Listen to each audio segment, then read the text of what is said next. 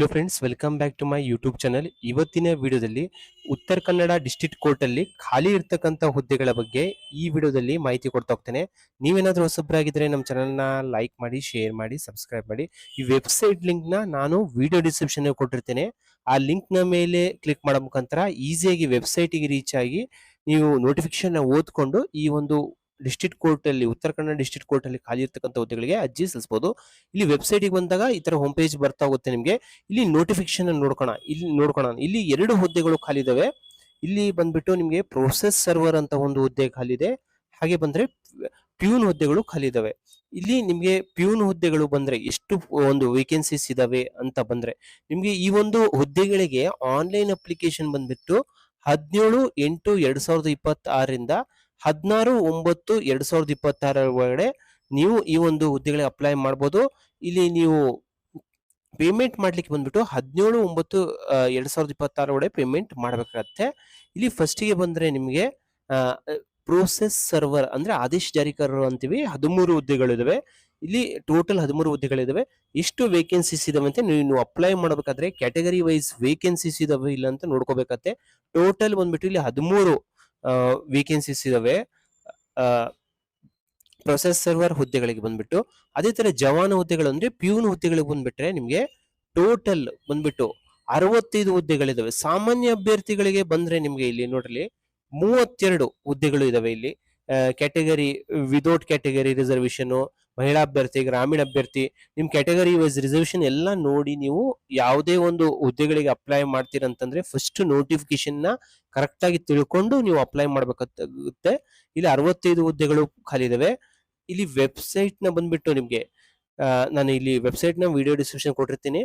ಇಲ್ಲಿ ನಾನು ಹೇಳ್ದಂಗೆ ಲಾಸ್ಟ್ ಡೇಟ್ ಬಂದ್ಬಿಟ್ಟು 17/9/2026 ಒಳಗೆ ಪೇಮೆಂಟ್ ಮಾಡಬೇಕು. 16/9/2026 ಲಾಸ್ಟ್ ಫೈನಲ್ ಸಬ್ಮಿಟ್ ಮಾಡೋದು ಮುಗಿತೋಗುತ್ತೆ. ಇಲ್ಲಿ ನಿಮ್ಗೆ ಸಾಮಾನ್ಯ ವರ್ಗಕ್ಕೆ ಫೀಸ್ ಬಂದ್ಬಿಟ್ಟು 300 ರೂಪಾಯಿ ಫೀಸ್ ಇದೆ. ಪ್ರವರ್ಗ 2A 2B 3A 3B ಬಂದ್ಬಿಟ್ರೆ 150 ರೂಪಾಯಿ ಫೀಸ್ ಇದೆ.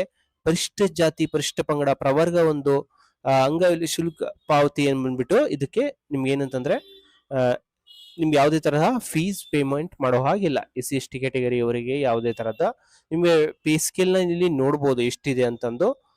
ಇಲ್ಲಿ ಇದು ಪ್ಯೂನ್ ಹುದ್ದೆಗಳಿಗೆ ಬಂದ್ರೆ ನಿಮ್ಗೆ SSLC ಪರೀಕ್ಷೆಯಲ್ಲಿ ಪಾಸ್ ಆಗಿರ್ಬೇಕಾಗತ್ತೆ. ಕನ್ನಡವನ್ನು ಓದ್ಲಿಕ್ಕೆ ಬರ್ಲಿಕ್ಕೆ ಬರ್ಬೇಕಾಗತ್ತೆ. ಅದೇ ತರ SSLC ಆದೇಶ ಜಾರಿಕಾರರು ಬಂದ್ಬಿಟ್ಟು ಪ್ರೊಸೆಸರ್ ಹುದ್ದೆಗಳಿಗೆ ನಿಮ್ಗೆ SSLC ಪಾಸ್ ಆಗಿರ್ಬೇಕು.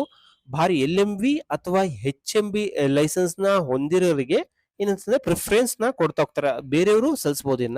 ಇಲ್ಲಿ ಏಜ್ ನ ಬಂದ್ರೆ ಸಾಮಾನ್ಯ ವರ್ಗದವರಿಗೆ ಬಂದ್ಬಿಟ್ರೆ 40 ವರ್ಷ ತನಕ ಲಾಸ್ಟ್ ಅಪ್ಲೈ ಮಾಡ್ಬೋದು. ಪ್ರವರ್ಗ 2A 2B 3A 3B ಬಂದ್ರೆ 43 ವರ್ಷ ಮೀರಿರಬಾರ್ದು.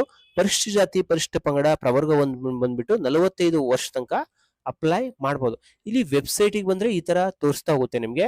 ಇಲ್ಲಿ ಯಾವ ಒಂದು ಹುದ್ದೆಗಳಿಗೆ ಅಪ್ಲೈ ಮಾಡ್ತೀರಾ, ಇಲ್ಲಿ ವೇಕೆನ್ಸೀಸ್ ಬಹಳ ಇರೋದು ನಿಮ್ಗೆ ಬಂದ್ಬಿಟ್ಟು ಪ್ಯೂನ್ ಹುದ್ದೆಗಳು ಖಾಲಿ ಇದಾವೆ. ಪ್ರೊಸೆಸ್ ಸರ್ವರ್ ಬಂದ್ಬಿಟ್ಟು ನಾನು ಹೇಳಿದಂಗೆ 13 ಪೋಸ್ಟ್ಗಳು ನಿಮ್ಮ ಕ್ಯಾಟಗರಿ ವೈಸ್ ಎಷ್ಟಿದೆ ಅಂತ ನೀವು ನೋಡಿ ನೀವು ಅಪ್ಲೈ ಮಾಡ್ಬೇಕಾಗತ್ತೆ. ಇಲ್ಲಿ click here to apply online ಅಂತಿದೆ. ಇದ್ರ ಮೇಲೆ ನೀವು ಕ್ಲಿಕ್ ಮಾಡಿ ಹಿಯರ್ ಟು ಅಪ್ಲೈ ಆನ್ಲೈನ್ ಅಂತ ಕ್ಲಿಕ್ ಮಾಡಿದಾಗ ಈ ತರ ಅಪ್ಲಿಕೇಶನ್ ಬರ್ತಾ ಹೋಗುತ್ತೆ. ಲಾಸ್ಟ್ ಡೇಟ್ ನ ನೀವು ಕ್ಯಾಟಗರಿ ಕ್ವಾಲಿಫಿಕೇಶನ್ ನ ನೋಡ್ಕೋಬಹುದು. ಇಲ್ಲಿ ಏನಂತಿದೆ, ಪಾಸ್ಪೋರ್ಟ್ ಸೈಜ್ ಒಂದು ಯಾವ್ದಿದೆ ಅಂತಂದೆಲ್ಲ ಇಲ್ಲಿ ನೋಡ್ರಿ. ಒಂದು ನಿಮ್ಮ ಈ ಒಂದು ಹುದ್ದೆಗಳಿಗೆ ಯಾವ ರೀತಿ ಒಂದು ಅಪ್ಲಿಕೇಶನ್ಸ್ ಅಂತಾನು ಇಲ್ಲಿ ಫುಲ್ ಹೇಳ್ತಾ ಹೋಗ್ತೇನೆ. ಇಲ್ಲಿ ಆನ್ಲೈನ್ ಅಪ್ಲಿಕೇಶನ್ ಅಂತಿದೆ. ಇದ್ರ ಮೇಲೆ ನೀವು ಕ್ಲಿಕ್ ಮಾಡ್ಬೇಕಾಗತ್ತೆ. ಇಲ್ಲಿ ಇನ್ಸ್ಟ್ರಕ್ಷನ್ಸ್ ನೆಲ್ಲ ಕರೆಕ್ಟ್ ಆಗಿ ಓದ್ಕೋಬೇಕಾಗತ್ತೆ. ನೀವು ಇಲ್ಲಿ ಓದ್ಕೊಂಡಾದ್ಮೇಲೆ ಇಲ್ಲಿ I accept that I have gone through all the instructions apply ಅಂತಿದೆ. ಇದ್ರ ಮೇಲೆ ನೀವು ಕ್ಲಿಕ್ ಮಾಡ್ಬೇಕಾಗತ್ತೆ. ಇಲ್ಲಿ ಕ್ಲಿಕ್ ಮಾಡಿದಾಗ ಇಲ್ಲಿ ನೋಡ್ರಿ ನಿಮ್ಮ SSLC ಮಾರ್ಕ್ಸ್ ಕಾರ್ಡ್ ಪ್ರಕಾರ ಪೂರ್ಣ ಹೆಸರನ್ನ ಇಲ್ಲಿ ತುಂಬಬೇಕಾಗತ್ತೆ. ಫಾದರ್ ನೇಮ್ ನ ಇಲ್ಲಿ ತುಂಬಬೇಕಾಗತ್ತೆ.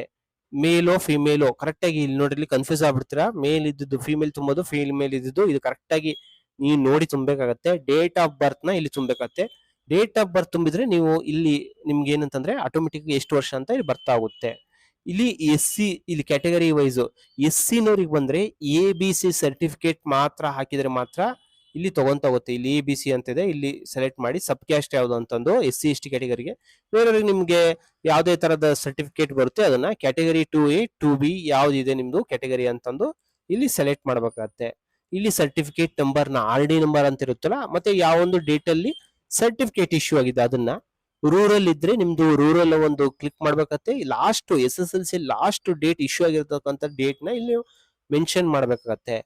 ಇಲ್ಲಿ ಕನ್ನಡ ಮೀಡಿಯಂ ಇದ್ರೆ ಕನ್ನಡ ಮೀಡಿಯಂ ಮೆನ್ಷನ್ ಮಾಡ್ಬೇಕಾಗತ್ತೆ. ಇಲ್ಲಿ ಸರ್ಟಿಫಿಕೇಟ್ ನ ಡೇಟು ಯಾವತ್ತು ಇಶ್ಯೂ ಆಗಿದೆ ಅಂತಂದು ಲಾಸ್ಟ್. ಮತ್ತೆ ಇಲ್ಲಿ ಮ್ಯಾರಿಡ್ ಇದ್ರೆ ಮ್ಯಾರಿಡ್ ಅಂತ ಸೆಲೆಕ್ಟ್ ಮಾಡಿದ್ರೆ ಇಲ್ಲಿ ನಿಮ್ಗೆ ಸಿಂಗಲ್ ಅಥವಾ ಡೈವರ್ಸ್ಡಾ, ವಿಡೋಡಾ, ಜುಡಿಷಿಯಲಿ ಸೆಪರೇಟೆಡ್ ಅಂತ ಬರುತ್ತೆ. ನೀವು ಮ್ಯಾರಿಡ್ ಸಿಂಗಲ್ ಸ್ಪೌಸ್ ಅಂತ ಇದ್ರೆ, ನಿಮ್ಗೆ ಹೆಂಡತಿ ಅಥವಾ ಗಂಡ ಇದ್ರೆ ಇಲ್ಲಿ ಸಿಂಗಲ್ ಸ್ಪೌಸ್ ಅಂತ ಸೆಲೆಕ್ಟ್ ಮಾಡಿ ಇಲ್ಲಿ ಸ್ಪೌಸ್ ನೇಮ್ ನ ತುಂಬಬೇಕಾಗತ್ತೆ. ಇಲ್ಲಿ ಇದನ್ನ ಸಿಟಿಸನ್ ಇಂಡಿಯನ್ ಅಂತೂ ಇಲ್ಲಿ ಆಟೋಮೆಟಿಕ್ ಆಗಿ ಬರುತ್ತೆ, ಹಾಗಾಗಿ ತುಂಬುವ ಅವಶ್ಯಕತೆ ಇಲ್ಲ.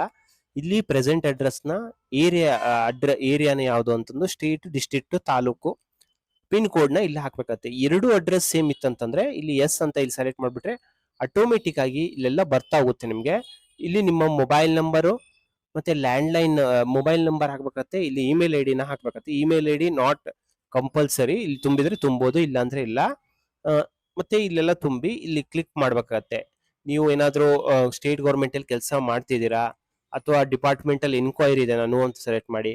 ಇಲ್ಲಿ ಯಾವುದೇ ತರ ಒಂದು ಸಿವಿಲ್ ಕ್ರಿಮಿನಲ್ ಪ್ರೊಸೀಡಿಂಗ್ಸ್ ಇದೆ ನಿಮ್ಮ ಮೇಲೆ, ಯಾವುದೇ ತರದ ಕೇಸ್ ಏನಾದ್ರೂ ಇದೆನಾ ಅಂತಂದು ಇಲ್ಲಿ ನೋ ಅಂತ ಸೆಲೆಕ್ಟ್ ಮಾಡಿ ಇಲ್ಲಿ ಚೆಕ್ ಬಾಕ್ಸ್ ಮೇಲೆ ಟಿಕ್ ಮಾಡಿ ಇಲ್ಲಿ ಪ್ರಿವ್ಯೂ ಅಂತ ಇಲ್ಲಿ ಕ್ಲಿಕ್ ಮಾಡ್ಬೇಕಾಗತ್ತೆ.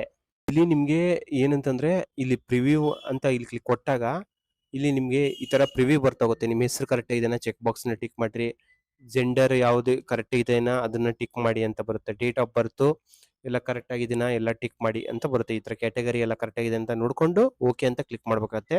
ಎಲ್ಲ ಕರೆಕ್ಟ್ ಆಗಿದ್ರೆ ಇಲ್ಲಿ ಕ್ಯಾಪ್ಚನ್ ಹಾಕಿ ಇಲ್ಲಿ ಸೇವ್ ಅಂಡ್ ಕಂಟಿನ್ಯೂ ಅಂತ ಕೊಟ್ರೆ ನಿಮ್ಗೆ ಈ ತರ ಒಂದು ನಿಮ್ಮ ರೆಫರೆನ್ಸ್ ನಂಬರ್ ಜನರೇಟ್ ಆಗ್ತಾ ಹೋಗುತ್ತೆ. ರೆಫರೆನ್ಸ್ ನಂಬರ್ಗೆ ಒಂದು OTP ಬರುತ್ತೆ. ಆ OTP ನ ಹಾಕಿ ಇಲ್ಲಿ ಕ್ಯಾಪ್ಚನ್ ಹಾಕಿ ಸಬ್ಮಿಟ್ ಕೊಡ್ಬೇಕಾಗತ್ತೆ. ಸಬ್ಮಿಟ್ ಕೊಟ್ಟಾಗ ನಿಮ್ಗೆ ಏನಂತಂದ್ರೆ ಈ ತರ ಕ್ವಾಲಿಫಿಕೇಶನ್ ನ ಎಂಟ್ರಿ ಮಾಡೋ ಒಂದು ಡೀಟೇಲ್ಸ್ ಬರ್ತಾ ಹೋಗುತ್ತೆ. ಯಾವ ಕ್ವಾಲಿಫಿಕೇಶನ್ SSLC ನೇ ಪ್ಯೂನಿಗೆ ಬೇಕಾಗುತ್ತೆ, SSLC ಸೆಲೆಕ್ಟ್ ಮಾಡಿ. ಬೋರ್ಡ್ ಯಾವುದು ಮತ್ತೆ ರೋಲ್ ನಂಬರ್ ನ ಹಾಕ್ಬೇಕಾಗತ್ತೆ. ಇಲ್ಲಿ year of passing, maximum marks, year of passing ಯಾವ ಒಂದು ವರ್ಷದಲ್ಲಿ ಪಾಸ್ ಆಗಿದ್ದೀರಾ, ಮ್ಯಾಕ್ಸಿಮಮ್ ಮಾರ್ಕ್ಸ್ 625ಕ್ಕೆ ಎಷ್ಟು ಮಾರ್ಕ್ಸ್ ಬಂದಿದೆ ಅಂತ ಅದನ್ನ ಹಾಕಿ ಇಲ್ಲಿ ಆಡ್ ಅಂತ ಕ್ಲಿಕ್ ಮಾಡ್ಬೇಕತ್ತೆ. ಇಲ್ಲಿ ಸೇವ್ ಅಂಡ್ ಕಂಟಿನ್ಯೂ ಅಂತ ಇಲ್ಲಿ ಕ್ಲಿಕ್ ಮಾಡ್ಬೇಕತ್ತೆ. ಸೇವ್ ಅಂಡ್ ಕಂಟಿನ್ಯೂ ಕೊಟ್ರೆ ನಿಮ್ಗೆ ಇಲ್ಲಿ ಏನಂತಂದ್ರೆ ನೆಕ್ಸ್ಟ್ ಒಂದು ಸ್ಟೆಪ್ ಅಲ್ಲಿ ಏನಂತಂದ್ರೆ ಈ ತರ ಪಾಸ್ಪೋರ್ಟ್ ಸೈಜ್ ಫೋಟೋ ಒಂದು ಅಪ್ಲೋಡ್ ಮಾಡಿ. ಇವೆಲ್ಲ ಬಂದ್ಬಿಟ್ಟು ಪಾಸ್ಪೋರ್ಟ್ ಸೈಜು 50 KB ಇರುತ್ತೆ. ಫೋಟೋನು ಅಪ್ಲೋಡ್ ಮಾಡ್ಬೇಕತ್ತೆ. ಅದೇ ತರ ಒಂದು ಸೈನ್ ನ ನೀವು ಅಪ್ಲೋಡ್ ಮಾಡ್ಬೇಕತ್ತೆ. ಇಲ್ಲಿ ಚೆಕ್ ಬಾಕ್ಸ್ ಮೇಲೆ ಟಿಕ್ ಮಾಡ್ಬೇಕತ್ತೆ. ಮತ್ತೆ ಪ್ರಿವ್ಯೂ ಅಂತ ಕೊಟ್ರೆ ಇಲ್ಲಿ ನಿಮ್ಗೆ ಇಲ್ಲಿ ಈ ತರ ಪ್ರಿವ್ಯೂ ಅಂತ ಕೊಟ್ರೆ ಏನಂತಂದ್ರೆ ಇಲ್ಲೆಲ್ಲ ಡೀಟೇಲ್ಸ್ ಮತ್ತೊಂದ್ಸತಿ ನಿಮ್ಗೆ ಈ ತರ ಇಲ್ಲಿ ಎಲ್ಲ ಬರ್ತಾ ಹೋಗುತ್ತೆ. ಈ ತರ ಎಲ್ಲ ಕ್ಲಿಯರ್ ಆಗಿ ಬಂದಾಗ ಪ್ರಿವ್ಯೂ ಎಲ್ಲ ಕರೆಕ್ಟ್ ಆಗಿದ್ದೀನಿ ಅಂತ ಇಲ್ಲಿ ನೋಡಿ ನೀವು ಇಲ್ಲಿ ಚೆಕ್ ಬಾಕ್ಸ್ ಮೇಲೆ ಟಿಕ್ ಮಾಡಿ ಸಬ್ಮಿಟ್ ಅಂತ ಇಲ್ಲಿ ಕ್ಲಿಕ್ ಮಾಡ್ಬೇಕತ್ತೆ. ಇಲ್ಲಿ ಏನಂತಂದ್ರೆ ನಿಮ್ಗೆ ಅಪ್ಲಿಕೇಶನ್ ಪ್ರೊಸೆಸ್ ಅಷ್ಟೇ ನೀವು ಸಬ್ಮಿಟ್ ಆಗ್ತಾ ಹೋಗುತ್ತೆ. ಇಲ್ಲಿ ನೀವು ಸಬ್ಮಿಟ್ ಕೊಡ್ಲಾರ್ದೆ ಏನಾದ್ರು ಎಡಿಟ್ ಮಾಡೋದಿದ್ರೆ ಸ್ವಲ್ಪ ಹಿಂದೆ ಎಡಿಟ್ ಮಾಡ್ಬೋದು. ಜೆಂಡರ್ ಎಲ್ಲ ಏನು ಎಡಿಟ್ ಮಾಡೋದಕ್ಕೆ ಬರೋದಿಲ್ಲ, ಏನೋ ಫೋಟೋ ಒಂದು ಸೈನ್ ಇರಲಿ, ಒಂದು SSLC ಡೀಟೇಲ್ಸ್ ನ ಅಷ್ಟೇ ನೀವು ಎಡಿಟ್ ಮಾಡೋದಕ್ಕೆ ಬರುತ್ತೆ. ಚೆಕ್ ಬಾಕ್ಸ್ ಮೇಲೆ ಟಿಕ್ ಮಾಡಿ ಇಲ್ಲಿ ಸಬ್ಮಿಟ್ ಅಂತ ಕೊಡ್ಬೇಕತ್ತೆ. ಇಲ್ಲಿ ಏನಂತಂದ್ರೆ ಅಪ್ಲಿಕೇಶನ್ ಸಬ್ಮಿಟ್ ಆಗ್ತಾ ಹೋಗುತ್ತೆ. ಅಪ್ಲಿಕೇಶನ್ ನಂಬರ್ ನಿಮ್ ಮೊಬೈಲಿಗೆ ಬಂದಿರುತ್ತೆ. ಮತ್ತೆ ಹಿಂದೆ ಬಂದು ನೀವು ಇಲ್ಲಿ ಮೇಕ್ ಪೇಮೆಂಟ್ ಅಂತ ಇದೆ, ಇದ್ರ ಮೇಲೆ ನೀವು ಕ್ಲಿಕ್ ಮಾಡಬೇಕಾಗತ್ತೆ. ಮೇಕ್ ಪೇಮೆಂಟ್ ಅಂತ ಕ್ಲಿಕ್ ಮಾಡ್ಬೇಕಾಗತ್ತೆ. ಮೇಕ್ ಪೇಮೆಂಟ್ ಅಂತ ಕ್ಲಿಕ್ ಮಾಡಿದಾಗ ನಿಮ್ಮ ಅಪ್ಲಿಕೇಶನ್ ನಂಬರ್ ಜನರೇಟ್ ಆಗಿರುತ್ತಲ್ಲ ಅದನ್ನ ಇಲ್ಲಿ ಟೈಪ್ ಮಾಡ್ಬೇಕಾಗತ್ತೆ. ಡೇಟ್ ಆಫ್ ಬರ್ತ್ ಹಾಕ್ಬೇಕತ್ತೆ, ಕ್ಯಾಪ್ಷನ್ ಹಾಕ್ಬೇಕತ್ತೆ. ಇಲ್ಲಿ ಗೋ ಅಂತ ಇಲ್ಲಿ ಕ್ಲಿಕ್ ಮಾಡ್ಬೇಕತ್ತೆ. ಇಲ್ಲಿ ಈ ತರ ಬರ್ತಾಗುತ್ತೆ ನಿಮ್ಗೆ. ಇಲ್ಲಿ ಏನಂತಂದ್ರೆ ಇಲ್ಲಿ ಕ್ಲಿಕ್ ಟು SBI ಇ-ಪೇ ಅಂತ ಇದೆ, ಇದ್ರ ಮೇಲೆ ಕ್ಲಿಕ್ ಮಾಡಿದ್ರೆ ನಿಮ್ಗೆ ಒಂದು ಏನಂತಂದ್ರೆ QR ಅಥವಾ QR ಪೇಮೆಂಟ್ ನ ಆಪ್ಷನ್ ಸೆಲೆಕ್ಟ್ ಮಾಡ್ಬೇಕಾಗತ್ತೆ. QR ನ ಒಂದು ಪೇಮೆಂಟ್ ನ ಮಾಡ್ಬೇಕಾಗತ್ತೆ. ಈ ತರ ಬರುತ್ತೆ ನಿಮ್ಗೆ. ಇಲ್ಲಿ ಕನ್ಫರ್ಮ್ ಅಂತ ಇಲ್ಲಿ ಕ್ಲಿಕ್ ಮಾಡ್ಬೇಕಾಗತ್ತೆ. ಇಲ್ಲಿ ಕನ್ಫರ್ಮ್ ಅಂತ ನೀವು ಕ್ಲಿಕ್ ಮಾಡಿದಾಗ ಇಲ್ಲಿ ನೀವು ಕ್ಲಿಕ್ ಟು SBI ಇ-ಪೇ ಅಂತ ಕ್ಲಿಕ್ ಮಾಡಿದಾಗ ಈ ತರ ನಿಮ್ಮ ಹೆಸರು ಎಲ್ಲ ಕರೆಕ್ಟ್ ಆಗಿದೆ ಅಂತ ನೋಡ್ಬೇಕಾಗತ್ತೆ. ಇಲ್ಲಿ ಕನ್ಫರ್ಮ್ ಅಂತ ಇಲ್ಲಿ ಕ್ಲಿಕ್ ಮಾಡ್ಬೇಕಾಗತ್ತೆ. ಇಲ್ಲಿ QR ನ ಸೆಲೆಕ್ಟ್ ಮಾಡ್ಬೇಕಾಗತ್ತೆ. UPI QR ಅಂತಂದು ಪೇನೋ ಅಂತ ಕ್ಲಿಕ್ಟ್ರೆ ಒಂದು QR ಬರುತ್ತೆ. ಆ QR ಗೆ ಪೇಮೆಂಟ್ ಮಾಡಿದ್ರೆ ಈ ತರ ರಿಸಿಪ್ಟ್ ಬರ್ತಾ ಹೋಗುತ್ತೆ ನಿಮ್ಗೆ ಸಕ್ಸಸ್ ಅಂತಂದು. ನೆಕ್ಸ್ಟ್ ಒಂದು ಆಪ್ಷನ್ ಇಲ್ಲಿ ಅಂತಂದ್ರೆ ಇಲ್ಲಿ ಕೆಳಗಡೆ ನೋಡ್ರಿ, ಇಲ್ಲಿ ಪೇಮೆಂಟ್ ಮಾಡಿದ ತಕ್ಷಣ ವೆರಿಫೈ ಇ-ಪೇ ಅಂತ ಇಲ್ಲಿ ಕ್ಲಿಕ್ ಮಾಡ್ಬೇಕಾಗತ್ತೆ. ವೆರಿಫೈ ಇ-ಪೇ ಅಂತ ಕ್ಲಿಕ್ ಮಾಡಿದ್ರೆ ಏನಂತಂದ್ರೆ ಇಲ್ಲಿ ನಿಮ್ಮ ಪೇಮೆಂಟ್ ಸಕ್ಸಸ್ ಆಗ್ತಾ ಹೋಗುತ್ತೆ. ಇಲ್ಲಿ ಪೇಮೆಂಟ್ ಎಲ್ಲ ಮಾಡಿದಾಗ ಮತ್ತೆ ಏನಂತಂದ್ರೆ ರೀಪ್ರಿಂಟ್ ಅಂತ ಅಂದು ಇಲ್ಲಿ ಕ್ಲಿಕ್ ಮಾಡ್ಬೇಕಾಗತ್ತೆ. ಇಲ್ಲಿ ಅಪ್ಲಿಕೇಶನ್ ನಂಬರ್ ನ ಹಾಕ್ಬೇಕತ್ತೆ, ಡೇಟ್ ಆಫ್ ಬರ್ತ್ ನ ಹಾಕಿ ಜನರೇಟ್ ಅಂತ ಕೊಟ್ರೆ ನಿಮ್ಮ ಅಪ್ಲಿಕೇಶನ್ ನಂಬರ್ ಪೇಮೆಂಟ್ ಸಕ್ಸಸ್ ಆಗಿರೋದು ಎಲ್ಲ ತೋರಿಸ್ತಾ ಹೋಗುತ್ತೆ. ಈ ರೀತಿ ನೀವು ಉತ್ತರ ಕನ್ನಡ ಡಿಸ್ಟ್ರಿಕ್ಟ್ ಕೋರ್ಟ್ ಅಲ್ಲಿ ಖಾಲಿ ಇರ್ತಕ್ಕಂಥ ಹುದ್ದೆಗಳಿಗೆ ಈಸಿಯಾಗಿ ಅರ್ಜಿನ ಸಲ್ಲಿಸಬಹುದು. ಈ ವಿಡಿಯೋ ನಿಮ್ಗೆ ಇಷ್ಟವಾದಲ್ಲಿ ನಮ್ಮ ಚಾನಲ್ ನ ಲೈಕ್ ಮಾಡಿ, ಶೇರ್ ಮಾಡಿ, ಸಬ್ಸ್ಕ್ರೈಬ್ ಮಾಡಿ. Thank you.